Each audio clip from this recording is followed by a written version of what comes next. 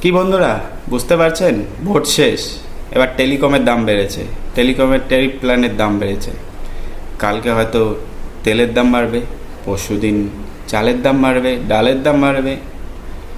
ভোটের সময় সব নেতাদেরই বড় বড় কথা, সে বিজেপি হোক, তৃণমূল হোক আর অন্য পার্টি হোক। অনেক পার্টি আছে, এখনকার দিনে শুধু দুটোই তো বড় পার্টি। তবু বললাম, তাই বলছি যে ভোটটা দিবেন, দেন, আর সবাই দেয়, কিন্তু নেতাটা যে কাকে চুজ করব সেটাই ভাবার বিষয়।